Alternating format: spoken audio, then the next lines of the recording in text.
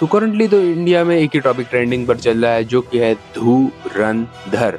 आदित्य धर ने भी फंडिंग ली है सीधा सीधा बीजेपी से ये मूवी बनाने के लिए। जो लोग उसको प्रोपेगेंडा बोल रहे हैं उनको तो समझ ही नहीं आ रहा कि वो प्रोपेगेंडा क्यों बोल रहे हैं। मतलब इतनी हिम्मत तो बॉलीवुड में अभी तक किसी ने नहीं की। भी आदित्य धर ने वो टिपिकल सोच दिखा दी है कि पाकिस्तान के ऑडियंस से उसको कोई प्रॉब्लम नहीं, जबकि ध्रुव राठी ने वीडियो बना दी बस, मतलब उसका कोई मतलब नहीं रहा। बस मतलब कि आदित्य धर ने पूरा ही ले लिया, जो कि एक टिपिकल बॉलीवुड मूवी से हम एक्सपेक्ट कर ही सकते हैं। उनको लगता है कि प्रोपेगेंडा अलग है और जो इसको एग्जैक्टली प्रोपेगेंडा बोल रहे हैं उनके हिसाब से वो प्रोपेगेंडा अलग है। मतलब मूवी एक नंबर है।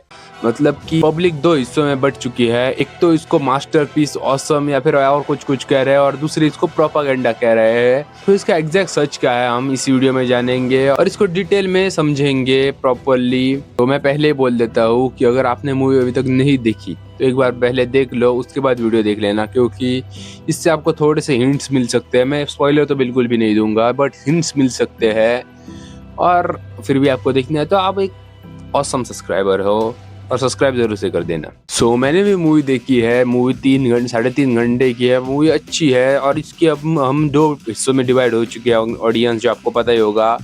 एक तो प्रोपेगेंडा बहुत कुछ बोल रही है और दूसरी तो इसको पीक डिटेलिंग ऑसम पूछो ही मत। मतलब उसमें तो उसका मतलब कि एकदम हाई लेवल पर। और इसी को हम दो हिस्सों में डिवाइड करके पहले पॉजिटिव को भी देख लेते हैं और उसके बाद नेगेटिव को भी देख लेते हैं और मिक्स भी करके देख सकते हैं। सो पहले तो मेरा रिव्यू ले लो मूवी के ऊपर। तो मेरे को तो मूवी अच्छी लगी और मैं ये नहीं कह रहा हूँ कि मूवी अच्छी लगी इसका मतलब ये है कि मूवी प्रोपेगेंडा नहीं है। और इसको एक और तरह की समझ लेंगे कि लोगों को एक मिसअंडरस्टैंडिंग हो गई है कि जो लोग इसको प्रोपेगेंडा बोल रहे हैं और जो इसको अच्छा बोल रहे हैं उनको लगता है कि प्रोपेगेंडा अलग है और जो इसको एग्जैक्टली प्रोपेगेंडा बोल रहे हैं उनके हिसाब से वो प्रोपेगेंडा अलग है। मतलब कि मैं कुछ रील दिखा देता हूँ इधर साइड में। तो पहले तो हम इसके ऊपर बात करेंगे। पूजा पाठ में इस बात का हल मिलेगा बेटी। ओ कम ऑन दादी।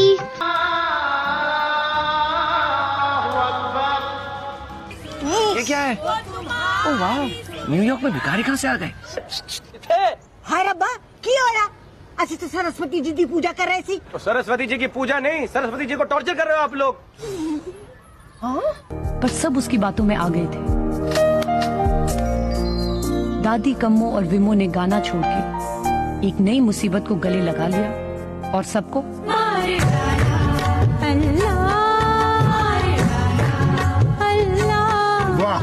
सो बहुत से लोग तो बोल रहे हैं कि बॉलीवुड में पहले से ही प्रोपेगेंडा मूवी बनती आ रही है जो कि हिंदी मुस्लिम करती थी, मुस्लिम को ऊपर दिखाती थी। श्री खान ने वन साइडेड कर दिया था। अमिताभ बच्चन की भी बहुत सारी मूवीज पहले की देख सकते हो।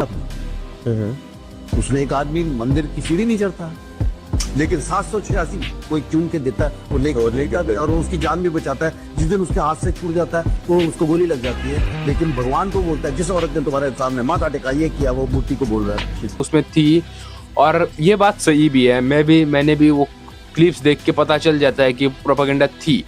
बट इस मूवी को जो प्रोपेगेंडा बोल रहे हैं वो बोल रहे हैं और एक आई थिंक कोई तो था लाइव स्ट्रीमर भाई, वो कोई तो मेरे को एग्जैक्टली नाम पता नहीं। अगर रील मिल जाए तो दिखा दूंगा। सुनो, आज चलते बाहर पिक्चर देखने। अरे वाह पापा, कौन सी? अरे अपनी धुरंधर 2। अरे आपका दिमाग खराब है। अरे वो प्रोपेगेंडा मूवी है। किसके खिलाफ? पाकिस्तान के खिलाफ। तो तेरे को क्या दिक्कत है? अरे प्रोपेगेंडा मूवी है वो पाकिस्तान के खिलाफ। तेरे को क्या दिक्कत है? अरे बट वो प्रोपेगेंडा तू मूवी। देशभक्त है ना, तो चल तू भी 2-4 गाली देना बैठ के थिएटर में पाकिस्तानियों को। तो आई थिंक उसने मूवी नहीं देखी या फिर उसको मूवी समझ नहीं आई, पता नहीं। तो जो लोग उसको प्रोपेगेंडा बोल रहे हैं उनको तो समझ ही नहीं आ रहा कि वो प्रोपेगेंडा क्यों बोल रहे हैं। मतलब अगर आप उसको वीडियो देखो तो प्रोपेगेंडा ये नहीं है कि मुस्लिम खराब है। उस वीडियो में तो ऐसा दिखाया नहीं। उसमें भी आदित्य धर ने वो टिपिकल सोच दिखा दी है कि पाकिस्तान के ऑडियंस से उसको कोई प्रॉब्लम नहीं है, लव स्टोरी दिखा के।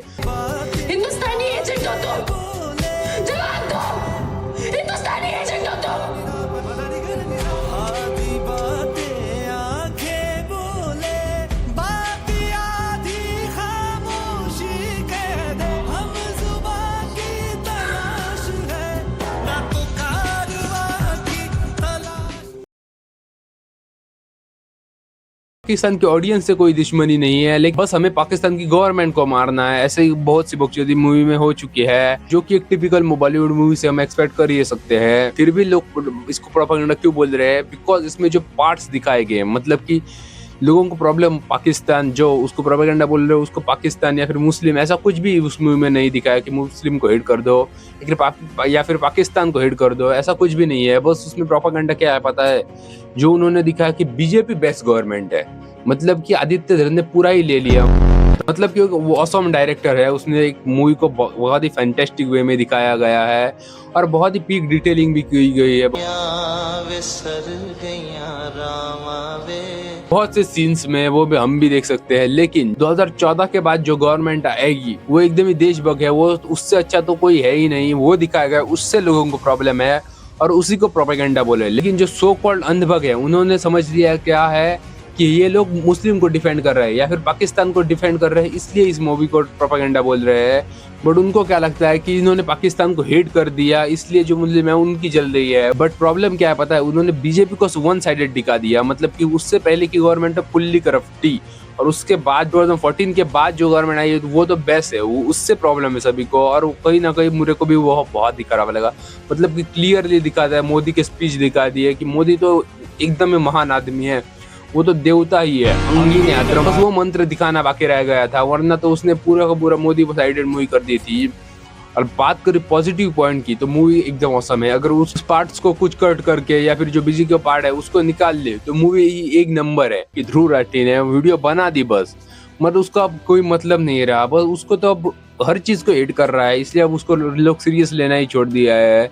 मतलब को उसको न्यूट्रल लेना चाहिए, जिससे कि दोनों पार्टीज की खामियां निकाल सके, या फिर और कुछ भी टॉपिक ले लो, बस वो अब वन साइडेड हो चुका है कि बीजेपी को हेट करना है, कुछ भी हो।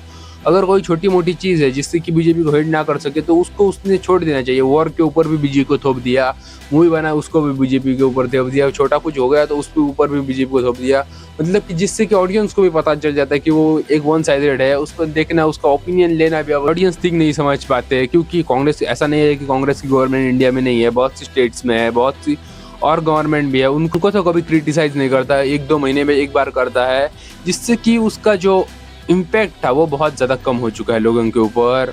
लेकिन उसने जो अपने वीडियो में पॉइंट रखे है वो एकदम सही है, मतलब कि लोगों ने उसके पॉइंट समझने ही नहीं है लोगों को, बस उसने अगर थंबनेल और टाइटल देख के उसको गालियां बकना शुरू देते हैं। जो मेरे को बेस्ट थिंग क्या लगी पता है? जो उन्होंने दाऊद इब्राहिम खुलेआम दिखाया गया है। दाऊद भाई, दाऊद इब्राहिम बम्बई वाले, सलाम दाऊद भाई। जब भी कोई नया पाकिस्तान अंडरवर्ल्ड की गद्दी संभालता है, उसे मुस्लिम कौम के लिए पहले अपनी वफादारी साबित करनी पड़ती है। मतलब कि उसने डायरेक्टली उसका नाम लिख दिया कि दाऊद इब्राहिम, जो कि पाकिस्तान का सपोर्टर है। मतलब एक टाइम था जब कि दाऊद इब्राहिम पूरे बॉलीवुड को कंट्रोल करता था। आई थिंक, हमें तो नहीं पता क्योंकि हम तो करंट जनरेशन है, हमने तो नहीं देखी, लेकिन अगर हम न्यूज पता करें, पीछे जाके देख ले तो एक टाइम था जब दाऊद इब्राहिम पूरे के पूरे बॉलीवुड को कंट्रोल करता था। अब जो जैसे चाहे वैसे मूवी बनाता था, बहुत सी चीजें करता था। लेकिन इससे पहले तो किसी ने इतना ओपनली दाऊद इब्राहिम को दिखाया कि दाऊद इब्राहिम, उसके पीछे उसकी रियल फोटोज दिखाई और उसको एक घटिया आदमी दिखाया नया। इतनी हिम्मत तो बॉलीवुड में अभी तक किसी ने नहीं की, जिसके कारण आदित्य धर के लिए थोड़ी सी इज्जत बच जाती है, क्योंकि उसने ओपनली दिखा दिया है। और बहुत से और पॉजिटिव पॉइंट है, जैसे कि बहुत सी स्मॉल चीजेस को डिटेल में कवर किया गया है। और जो कैरेक्टर लिए है, मतलब वो तो पूछो ही मत, मतलब कास्टिंग डायरेक्टर तो बेस्ट, मतलब ये है, उससे तो कोई बहस ही नहीं। और कुछ नेगेटिव पॉइंट में तो यही है, और कुछ भी नेगेटिव पॉइंट मिल ही नहीं, आपको मिल ही नहीं पाएंगे कि मूवी में क्या है, क्योंकि मूवी में नेगेटिव पॉइंट है ही नहीं अगर प्रोपेगेंडा छोड़ दो। ऐसा क्योंकि जो धुरंधर देखने वाले ऑडियंस Tier 3 Tier 2 सिटीज से भी होंगी, और उनको अगर दिखा दिया कि बीजेपी ने तो हमारे देश के लिए ये सब कर दिया, हमारे उससे पहले तो गवर्नमेंट करप्ट एकदम, तो उनको तो वो मान भी लेंगे, क्योंकि उस तरह से प्रेजेंट किया है कि अगर आप नॉर्मल कोई नॉर्मल इंसान देखो जिसको बीजेपी के बारे में ज्यादा कुछ पता नहीं है और उसको डायरेक्टली मूवी दिखा दिए, तो उसको तो मोदी को तो भगवान ही मान जाएगा। मतलब कि इस तरह से प्रेजेंट किया है जो कि थोड़ा सा खराब लगता है। मतलब इतना बड़ा डायरेक्टर है, इतनी अच्छी मूवी बनाई गई है, लेकिन उसको एक पॉलिटिकल वे में पुश करना ऑडियंस को एक मार्केटिंग PR स्टंट जैसा लगता है।